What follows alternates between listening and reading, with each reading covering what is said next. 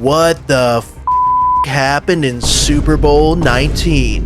Being billed as the greatest quarterback duel of all time, in 1985, Stanford Stadium played host to Super Bowl XIX, a stage set for a matchup straight out of the Hollywood script. Not traveling far from home, you had the San Francisco's master orchestrator, Joe Montana, operating Bill Walsh's game-changing West Coast offense. The 49ers put together one of the most complete campaigns in NFL history, becoming the first team ever to win 15 regular season games behind the dynamic running back committee of Wendell Tyler and Roger Craig, and a receiving corps led by Dwight Clark, alongside a lockdown defense headlined by the legendary Ronnie Lott. From the other side of the country came the record-shattering, jaw-dropping 23-year-old Dan Marino and the Miami Dolphins. Engineered by Don Shula, the Dolphins boasted a historic passing attack led by Marino's record-breaking 5,084 yards and 48 touchdowns.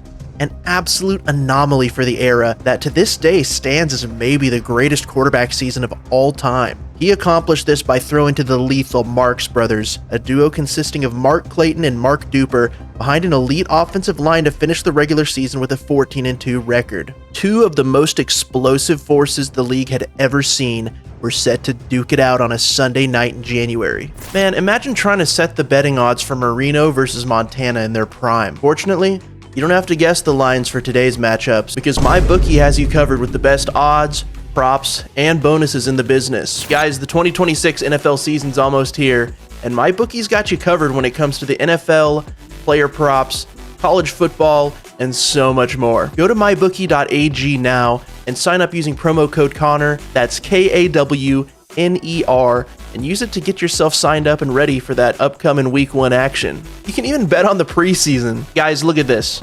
Last time, we wagered on the Panthers being a 1.5 point favorite, and we came away $90 richer because of it. All right, this week, guys, I think we're gonna have to go bigger. All right, give me the Bengals to win the game, and Seahawks minus 3.5. Ooh, that's a big time spread. I'm gonna just take the money line on that one. All right, let's drop $200 on this, and our potential winnings are another 200. All right, place bet. We'll see how that goes this weekend. Now, let's dive back into Super Bowl XIX. The Niners received first and started with pretty crappy field position thanks to the return by their guy Derek Harmon, who fielded the kick right on the sideline, stepping out at the 6. Montana's first pass attempt would be dropped by Freddie Solomon, but after that, they'd lean into their star back, Wendell Tyler, who'd take it 3 times in a row, moving the chains before they'd mix it up, bringing in Roger Craig, but Mike Wilson dropped Montana's toss over the middle on 3rd down, and they'd be punting it away just shy of midfield for Marino to get his first try of the day. The Finns' first crack at it went pretty well, actually, with Marino finding Tony Nathan to kick things off in the flat for a 1st down and more after a little wiggle got him loose into San Fran's side of the field. They methodically worked their way into field goal range, but that's where San Fran stiffened up, and they'd have to settle for 3, but take the lead early in the game. The Niners offense finally shook the nerves and locked in on their next drive too, with their dual backfield of Wendell Tyler and Roger Craig steadily leading them to midfield, chunk by chunk, until the QB'd unlock his legs in the big game, avoiding the rush and getting to the sideline for a clutch 1st down. And on the very next play, they'd run a boot action to get Montana moving and slinging to the sideline, and Karl Malone caught it in stride, waltzing into the end zone for the first touchdown of the game, taking the lead 7-3 for the Niners. Marino didn't back down though. He continued finding his guys in spots between the zone defense of San Francisco on the next drive, spreading it out between both the Marks brothers to get them moving in a hurry, or hitting his tight end Dan Johnson in stride, get them knocking at the door, and on the next play, they'd go right back to him as he'd slip behind the defense and Marino put it on the big guy up high in the end zone, and they'd go back up again 10-7 nearing the end of 1. The Niners offense couldn't find much on their next try as they tried going for it all on a couple of shot plays, but quickly found themselves on 4th down having to boot it to Miami from midfield. The Dolphins would end up just trading punts with them because they were unable to get out of the shadow of their own end zone, with Marino having a bit of an uncharacteristic miss on 3rd and 14 that would have gotten them a big-time conversion. The Dolphins' punt fell short of the mark, and the Niners would start in great field position that they wouldn't waste. Montana instantly stepped through the rush, and so far, he was killing the Dolphins with his legs, a trend that wouldn't stop anytime soon. He kept distributing masterfully, and before long, they found themselves back inside the 10 of Miami, where he'd find Roger Craig over the middle, and the back would stumble into the end zone for another score, with Shula starting to break a sweat on the sideline. 14-10. It was at this point that something really started to go wrong for the Dolphins offensively. Their run game just ceased to exist, and Marino started routinely missing open guys in prime opportunities, and before long, they found themselves punting again. After a great return, the Niners once again found themselves in great starting field position. Wendell Tyler found the edge to kick off the next drive, and their offense would more or less just continue what they'd been doing, keeping things balanced on the ground and letting Montana pick apart Miami's defense bit by bit till Montana'd pull it down, taking it himself from the 6, and he'd punish the Dolphins again with his legs, this time for a touchdown. The Niners were starting to pull away in this game, 21-10 in the second quarter. The Finns opened up the drive with another miss by Marino, where he took a big-time shot after the throw, and Tony Nathan gets swallowed up in the backfield right after. The Dolphins were going nowhere fast. On 3rd and 13, Marino once again put the ball in the wrong spot for Mark Duper, who he had open for a moment, and they'd find themselves punting it away for the 3rd time in a row. Montana ate a sack to start their next drive, but after that, their offense moved ahead as scheduled. A few plays later,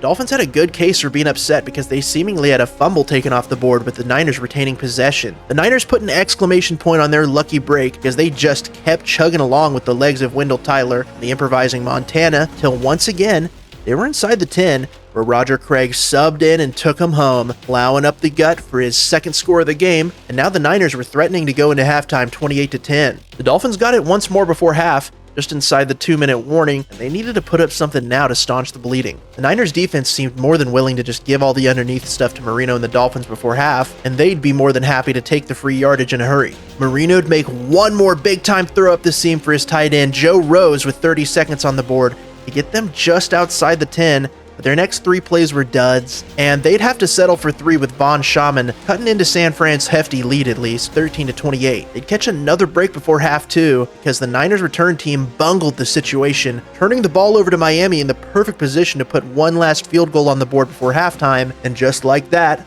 Miami was back in it, 16-28. The Dolphins received to start the second half, but also just went back to doing more of the same, being unable to run the ball, and Dan Marino missing on a throw that he'd usually hit in his sleep. Combine that with him getting pulled down for a sack on 3rd and 11, and Miami'd miss out on a big moment to show they could hang. Just like the Dolphins, San Francisco picked up right where they left off, putting together a long drive where they just kept cooking with easy reads, Joe Cool whipping out the legs when he needed to, and a close sideline catch by Dwight Clark to get them a hair closer. They ultimately couldn't reach the end zone, but Ray Wershing put one through to grow the lead 31-16 for the moment. Marino found his back Tony Nathan for 8 to make things look hopeful, but on the next 2 plays, he stepped right into the teeth of the defense for sacks, and once again, the Finns couldn't find any answers going 3 and out. All the time in the world, Montana found Tyler with plenty of room to run after catch on their next play, and the back just flat out flew into Miami territory for a 40-yard gain. He found his tight end Russ Francis up the seam next,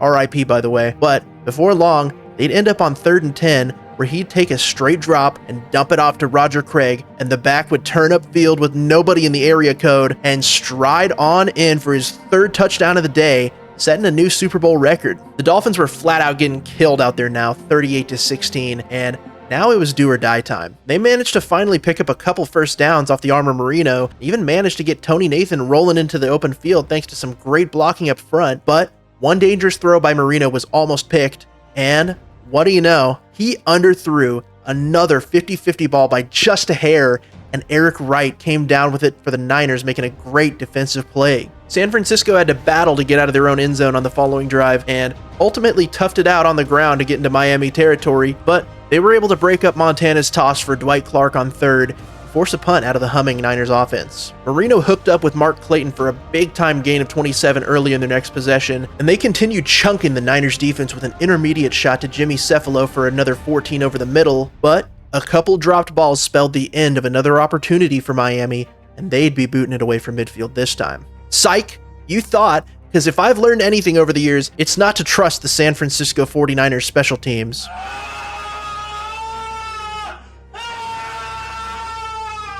And once again, a blunder would set Miami up pretty near their 20. Surely now, the Dolphins would capitalize and get themselves back into the game early in the 4th, right? Yeah, psych again.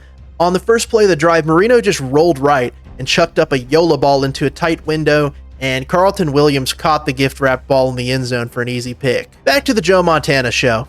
The Niners were more than content to just milk the clock with their diverse running game and tandem backfield, sprinkle in a little bit of Montana magic on a 50-50 sideline ball that Dwight Clark had to bobble and catch for 33, and you got yourself a pretty nice fourth quarter drive. They'd hand it to Roger Craig 1,000 times in a row. I guess they were just trying to break the record further by getting him into the end zone for the 4th time that day, but alas, they'd stack him up shy of the end zone on 4th and 1 from the 2-yard line, and the Niners would turn it over on downs while successfully burning away much of the remaining time on the clock. The final drive of the game was an exercise in futility, and Marino checked it down, with the clock slowly winding down, and on the final play, symbolic of the whole experience, the center snapped it too low, and Marino would just have to dive on it like a sitting duck, and the Niners would come out victorious. Fans came into the night expecting a changing of the guard, a definitive passing of the torch to Marino's new era. Instead, Bill Walsh and Joe Montana slammed the door shut, showing the entire league that catching lightning in a bottle is one thing, but building a dynasty is an entirely different beast, and the 49ers weren't done yet.